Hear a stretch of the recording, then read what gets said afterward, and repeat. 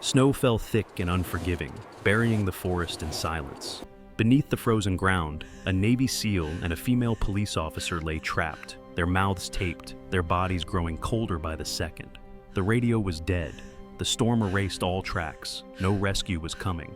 Then, heavy boot prints appeared in the white. A Hells Angels biker, leather stiff with ice, pushed through the blizzard, running from a past mistake.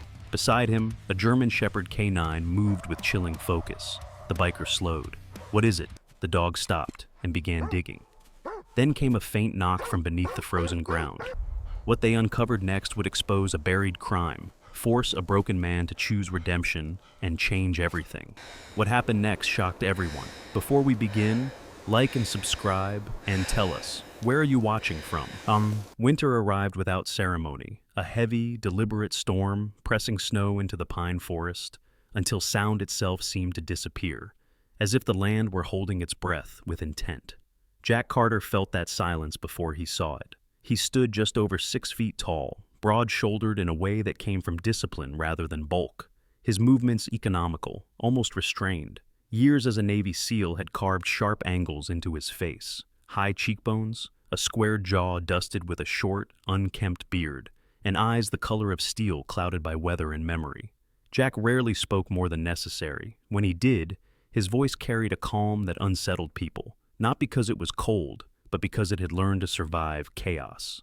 A roadside bomb in Kandahar years earlier had taken 2 men from his team and left Jack alive with a quiet, persistent guilt. Since then, he trusted preparation more than optimism and silence more than promises.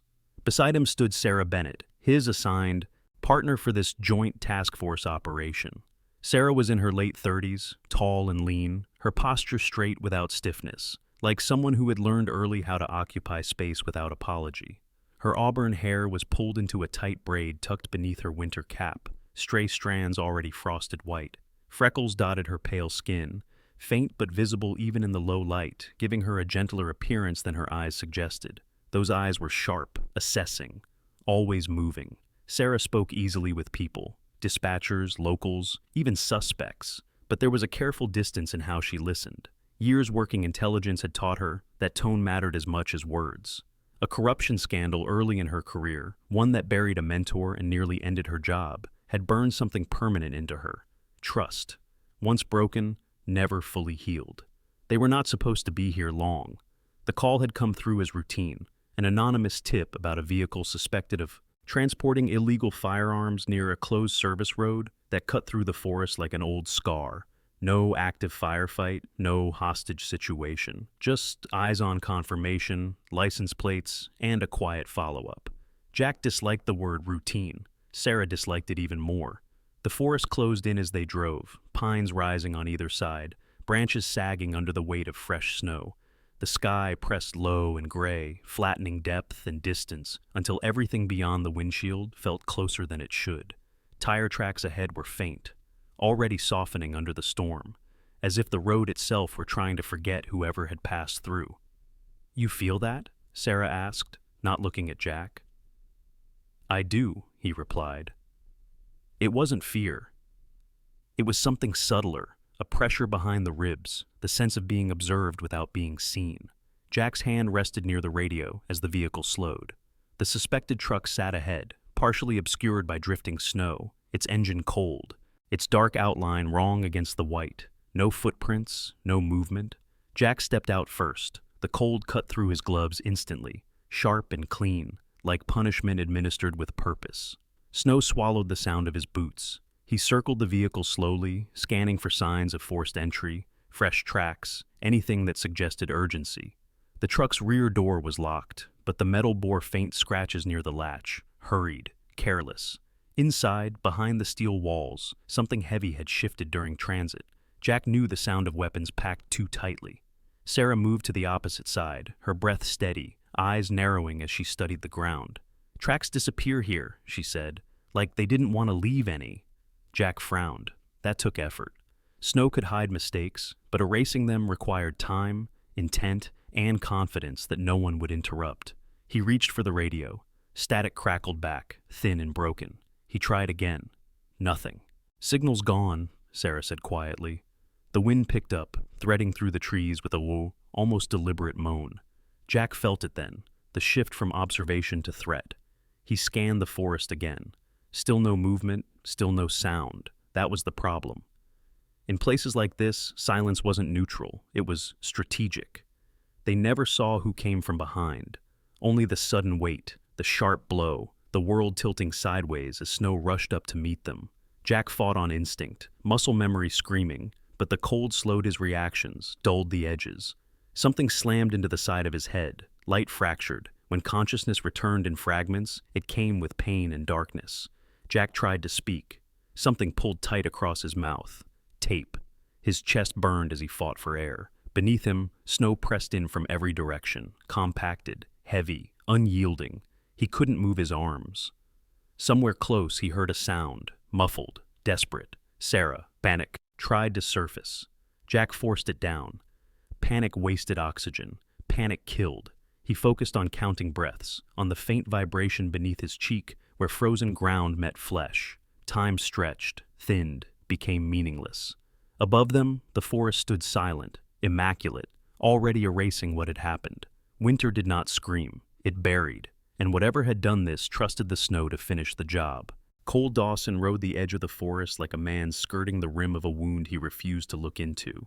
The winter wind slicing through the black leather of his jacket and finding every place where warmth still pretended to live. He was 38, built lean and wiry rather than bulky, with the kind of strength that came from years of wrestling machines and mistakes instead of lifting weights for show. His face was sharp and weathered, cheekbones cut hard beneath wind-burned skin, a crooked nose broken once in a bar fight he barely remembered, and a shadow of stubble that never quite turned into a beard because he never stayed still long enough to care. A faded Hell's Angels patch rode his back like a confession he wore openly, the red wings cracked and worn from miles of highway and nights that blurred together. People called him Hawk because of his eyes, light gray, always scanning, never settling, eyes that missed nothing and forgave even less. Cole had learned to be polite when it mattered, brutal when it didn't, and distant with everyone, including himself. 10 years earlier, a younger brother with the same eyes had followed him into a bad deal and never walked away.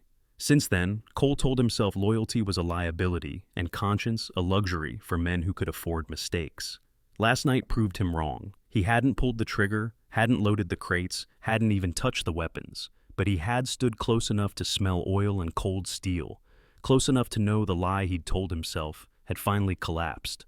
Dirty money always led somewhere darker. The snow began to fall harder as he pushed his bike through a narrow clearing, engine off, boots crunching softly, because instinct told him noise was a mistake. The forest felt wrong here, too quiet even for winter, the pines standing like witnesses who had already decided not to speak. Cole slowed when he saw the marks in the snow. Shallow grooves ran at an angle, half filled, by drifting white, as if something heavy had been dragged and then hurriedly buried by the storm. He crouched, fingers bare despite the cold, touching the edge of one groove. The snow beneath was compacted, pressed flat by weight and panic. He swore under his breath, not loudly, not theatrically, but the way a man does when the truth arrives without asking permission. He straightened and listened. The wind hissed through branches, but beneath it was something else, a dull absence where sound should have been. Cole had spent most of his life avoiding silence because silence left room for memory. Now it pressed against him, intimate and accusing. He thought about turning back, about firing up the bike and letting the storm erase whatever had happened here. That was the smart move. That was the move that kept men like him alive. Instead, he followed the marks. Each step pulled him deeper into the trees, deeper into a part of himself he had kept locked since his brother's funeral. The cold bit harder, his breath fogging thick and fast, but sweat crept along his spine, not from exertion, but from recognition. He had seen this before, not the snow, not the forest, but the aftermath of hurried violence disguised as inevitability. Cole paused, hand braced against a tree, heart thudding with an old familiar rhythm, the moment before a choice that couldn't be undone. He laughed once, short and humorless, the sound snatched away by the wind. Figures, he muttered. He imagined cops crawling out of the trees, sirens, the weight of the patch on his back turning into a target. He imagined prison, concrete, rules, a future shrunk to walls. Then he imagined walking away and later hearing about bodies found in spring, headlines he'd pretend not to read. That image hurt worse. Cole knelt again, pressing his ear close to the ground, feeling ridiculous and desperate all at once. For a moment, there was nothing. Then, so faint he almost missed it, a vibration traveled through the frozen earth. A dull thud. A pause. Then another. Human. Alive. The sound slipped under his ribs and tightened something he had trained himself not to feel. He stood slowly, scanning the trees, half expecting someone to be watching, but the forest offered only its blank white face. Cole stripped off his jacket, the leather stiff with cold, and draped it over the mound where the grooves ended, as if warmth alone could bargain with winter. His hands shook. He hated that they did. "Don't do this," he told himself. "Don't be a hero." He wasn't one. He was a biker with bad instincts and worse timing. Still, he began to dig, shoving snow aside with bare hands until his fingers burned and went numb, the storm closing in around him like an audience that refused to intervene. He stopped when the sound beneath grew clearer, closer, undeniable. Someone was down there, and time was bleeding out fast. Cole swallowed hard, fear and resolve tangling together, and realized, with a bitter flash of humor, that he had spent years outrunning the law, only to trip over his conscience in the middle of a blizzard. He leaned forward, breath ragged, ready to uncover whatever the forest had tried to keep, knowing that once he did, there would be no turning back. Rex stood frozen at the edge of the clearing, his body rigid as carved stone, every muscle locked beneath a thick coat of black and tan fur dusted white by the storm. He was a German Shepherd canine, nearly 6 years old, large even for his breed, with a broad chest and powerful forelegs built for impact and endurance rather than speed. His ears were tall and alert, one bearing a small notch from an old training injury, and his dark eyes, almost amber in certain light, held an intensity that unsettled people who didn't understand working dogs. Rex was not aggressive by nature. He was disciplined, methodical, and unnervingly patient. Years earlier, during a failed raid that cost 2 officers their lives, Rex had learned something no handler ever taught him. Death had patterns, and sometimes it could be interrupted if you refused to accept it. Cole Dawson nearly walked past him. He was halfway through another frantic scoop of snow when he noticed the dog standing just beyond the mound, silent, unmoving, staring at the ground as if it had offended him personally. Cole straightened, chest heaving, fingers numb and bleeding at the tips. "You gotta be kidding me," he muttered. A cop dog, of all things. The irony almost made him laugh. Rex did not look at Cole. He did not bark. He did not move. His gaze was fixed on a patch of snow a few feet from where Cole had been digging, snow that looked untouched, smooth, ordinary. That was what made it wrong. The forest hid chaos well, but Rex knew the difference between natural quiet and something trying too hard to look innocent. Cole took a step closer. "Hey," he said, low and cautious, palms open. He had learned early that dogs understood posture better than words. "Easy, boy." Rex's nostrils flared. He lowered his head slightly and inhaled, deep and slow, drawing the frozen air into his lungs like data. Then he moved. In one sudden burst, Rex lunged forward and began to dig, not playfully, not aimlessly, but with violent precision. Snow sprayed in wide arcs as his paws tore into the ground, fast and relentless. "Son of a!" Cole swore, more from nerves than anger, and dropped to his knees beside the dog. All right. The snow gave way faster than it should have. Beneath the surface, the ground collapsed inward, revealing packed layers pressed down by weight and fear. Cole's heart slammed against his ribs. Rex dug harder, whining now, a low, strained sound that vibrated through his chest. This wasn't excitement. This was urgency bordering on grief. Then Cole saw it. Fabric, dark, reinforced, unmistakable. A sleeve in tactical camouflage emerged from the snow like a confession dragged into daylight. Cole's breath caught. He clawed at the ice with renewed desperation, ignoring the pain as his fingers scraped against frozen earth and gear. A man's arm lay beneath the snow, limp and pale where skin showed between glove and sleeve. Cole froze for half a second, just long enough for fear to try and take control, then pushed past it. He dug faster, uncovering a shoulder, then a neck, then a face half-caked in ice. Jack Carter lay buried on his side, eyes closed, beard crusted with frost. A strip of silver tape pressed brutally across his mouth. His skin had taken on a gray-blue pallor, that made Cole's stomach drop. No, no, no, no, Cole said.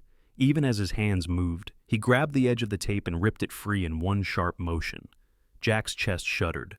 Then, with a sound like something tearing open, he sucked in a breath, ragged, painful, real. It echoed in Cole's ears louder than any engine. Rex barked once, short, commanding. Jack coughed weakly, his body trembling as air forced its way back into lungs that had nearly forgotten how to work. His eyes fluttered open, unfocused at first, then sharpening just enough to register shapes. A biker in black leather.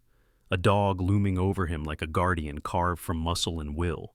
"Easy," Cole said, voice rough, hands hovering, unsure where to touch without causing harm. "Don't try to move." Jack's gaze drifted, then snapped into clarity with startling speed. Training didn't die easily. His eyes locked onto Rex first, then Cole. Confusion gave way to urgency. His lips moved, dry and cracked, struggling around the cold. "Sarah," he rasped. The word barely made it out. "She's still..." Cole felt the weight of it land square in his chest. "There's someone else?" Jack nodded once, a tiny motion that seemed to cost him everything. His breath came shallow, uneven. "Close," he whispered. Rex didn't wait for permission. He was already moving, trotting a few steps away before stopping abruptly, nose to the ground again. His tail stiffened, ears forward, posture taut as a drawn wire. He let out a low whine and began digging anew. Cole stared at Jack, then at the dog, then back at the snow. "You gotta be kidding me," he said. Again, softer this time. He shrugged off the rest of his jacket and draped it over Jack's chest, pressing it down to keep what little heat remained from bleeding away. Jack's eyes stayed on Rex, not Cole. There was trust there, immediate and absolute. Whatever questions Jack had about the biker kneeling over him could wait. The dog mattered more. Rex's digging grew frantic, his movements precise but desperate, snow flying in heavy clumps. Cole joined him without hesitation, the fear in his gut hardening into resolve. Somewhere beneath the storm, another life was slipping. And the clock was no longer ticking, it was screaming. The forest remained silent, but the silence had changed. It was no longer empty. It was watching. Jack Carter was alive, but only barely, his breaths shallow and uneven, each one a small negotiation with the cold that pressed in from every side. His skin had lost its color, the sharp lines of his face softened by exhaustion and frost, but his eyes stayed alert. Too alert for a man who should have been drifting.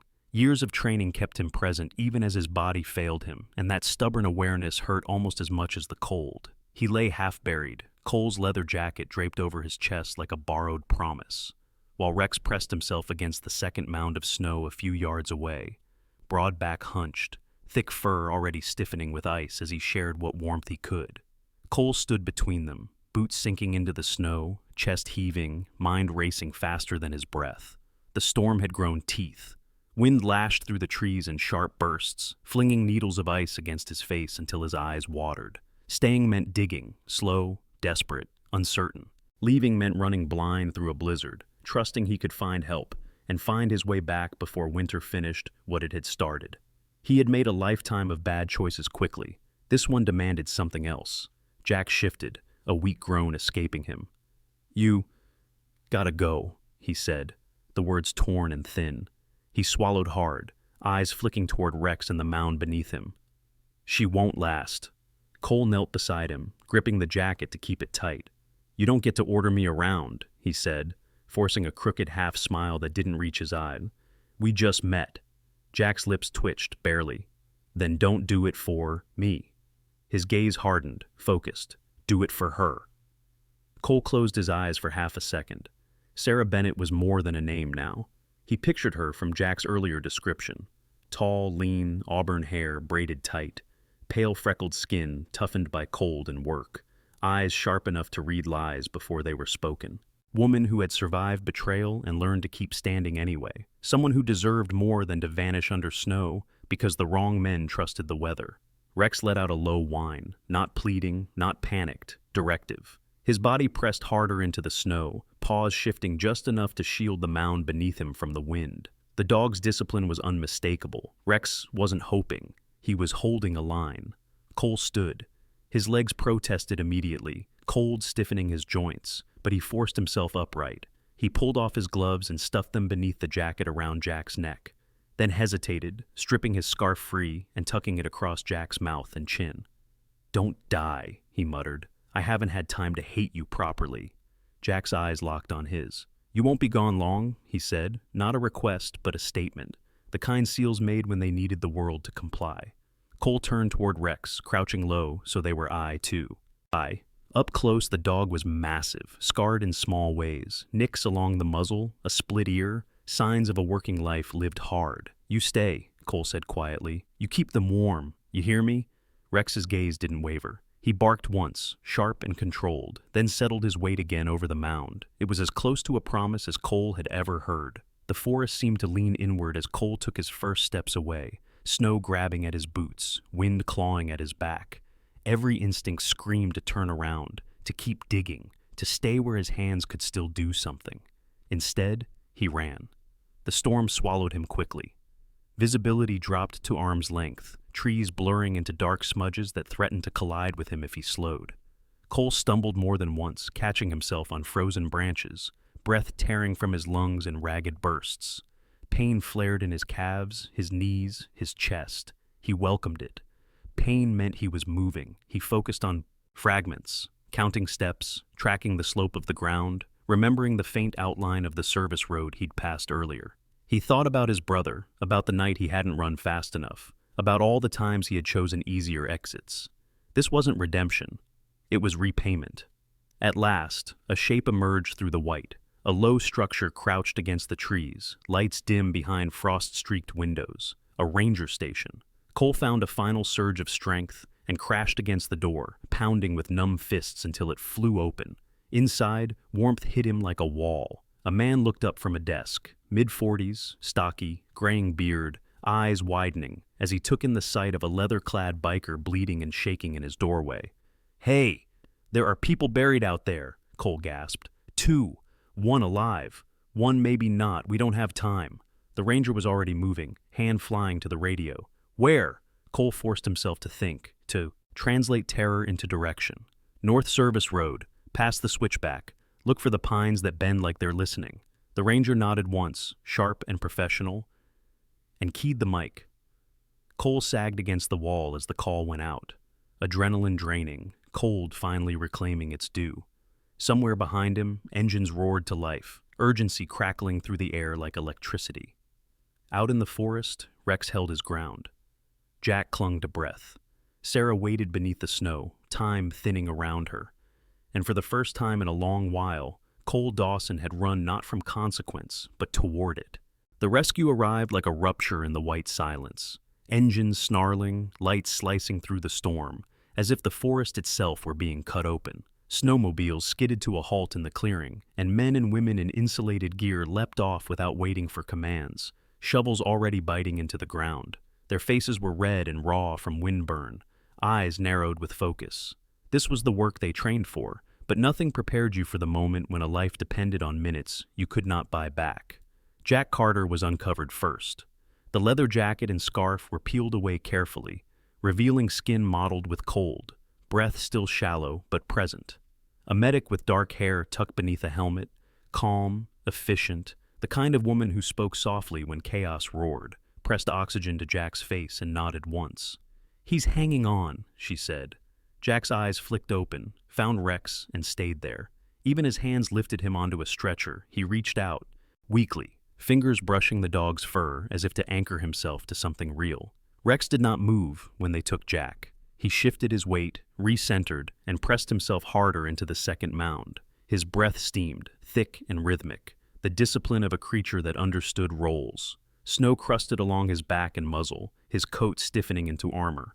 The rescuers followed his line without argument. They trusted dogs like this. Dogs like this had earned it. They dug faster now, urgency sharpening every movement. The snow gave way in slabs, and beneath it Sarah Bennett emerged piece by piece, first a shoulder, then the curve of a neck, then a face pale as porcelain under frost. She was tall and narrow-framed, her braid loosened by struggle, auburn hair darkened with meltwater, freckles stark against skin, gone dangerously white.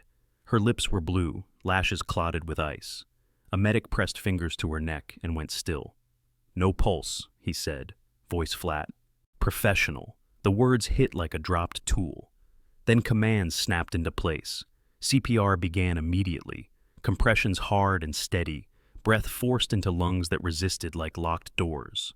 Rex whined once, low and strained, and stepped closer, his flank pressed against Sarah's side as if warmth could be transferred by will alone. The dog's presence was not chaos, it was insistence. Seconds stretched. The storm eased as if curious. Again, the medic said, jaw set. Then, there, a twitch, a breath that wasn't imagined, a weak, uneven rhythm clawed back into existence. "We've got her," someone said, disbelief cracking through the words. Sarah's chest rose, shallow but real. She was wrapped, lifted, rushed, the line between life and loss narrowing to a thread she somehow refused to drop. When the stretcher sped away, the forest seemed to exhale. Snow still fell, but lighter now, the wind losing its edge. Rex finally sagged, sitting hard, tongue lolling, exhaustion claiming him once the work was done. A handler knelt, resting a gloved hand against the dog's neck, murmuring thanks meant for something larger than language. Rex accepted the touch, eyes following the departing lights until they vanished. The investigation began before the engines cooled. Tracks were flagged, the abandoned truck sealed and hauled, its contents cataloged with the careful gravity of people who knew what they were touching mattered. The weapons were not an end, they were a beginning. The truck was a route, and when investigators pulled, a network surfaced. Routes, names, payments threaded through places that relied on Winter to erase mistakes. The men who had buried Jack and Sarah believed Snow was a collaborator. They were wrong. In the hospital, time slowed and sharpened. Jack lay wrapped in blankets, IV lines hissing softly, his face drawn but awake. The cold would linger in his bones, the doctor said, a souvenir he did not ask for. Sarah hovered, between sleep and waking for a long night, her pulse fragile but steady, her hands curling reflexively as if still gripping the world. When she finally opened her eyes, confusion gave way to focus. "We didn't lose it," she whispered. "The truck." Jack nodded. They had not. Rex received a simple medal later, clipped to his harness without ceremony. The handler's hands shook when he did it. The inscription was plain, Canine Valor, but the weight of it changed nothing and everything. Rex sniffed it once, unimpressed, then turned his gaze to the door where Cole Dawson stood, leather jacket gone, borrowed coat hanging loose on his wiry frame. Cole's face was drawn, eyes ringed with sleepless red, the angles of him softened by something like relief and something like regret. Rex studied him for a long moment, tail giving a single, slow wag. Not absolution, recognition. Cole did not become a saint. He gave statements, answered questions, and declined the offers that tried to reframe him into something cleaner than he was. He left the hospital before dawn, riding into a morning that looked ordinary and felt earned. Choosing right had hurt. It still did, but it had also held. Weeks later, the snow thinned, then receded. What remained was mud, tape, and truth. Arrests followed, files closed. Jack and Sarah returned to the forest once, standing where they had nearly ended, the air sharp and honest. Rex sat between them, steady as ever. The cold was still there, deep and remembered. So, was the knowledge that when Winter tried to finish the story, someone refused to let it. In that white storm, no one shouted for a miracle. There were no spoken prayers echoing through the pines, no thunder from the heavens, no sudden beam of light breaking the sky. There were only quiet choices. A dog that refused to walk away, a man who had lived in the shadows choosing to run into the storm, and two broken bodies refusing to let go of one last breath. And sometimes, that is how miracles arrive. Not as spectacle, but as obedience. If something greater was present in that forest, it was not chance. It was grace. God does not always calm the storm, but he often steadies the heart within it. He works through willing hands, through courage found at the last moment, and even through loyal creatures who listen when humans no longer can. What saved them was not luck. It was a chain of mercy, each link forged by a choice to do what was right. In our everyday lives, the winters look different. They come as loneliness, fear, exhaustion, or moments when the easy path tempts us, away from the right one. When those moments arrive, remember this story. Choosing what is right may hurt. It may cost you comfort or certainty, but it can save a life, restore a soul, or become the answer to someone else's silent prayer. Sometimes, you are the miracle God sends. If this story moved you, please share it. so hope can travel further. Comment below, where have you seen grace appear in your life? And don't forget to subscribe to the channel for more stories of faith, redemption, and quiet courage. May God bless you and your loved ones, guard you in calm days, and strengthen you in the storm. And when the cold closes in, may grace find you, often in ways you never expected, but always right on time.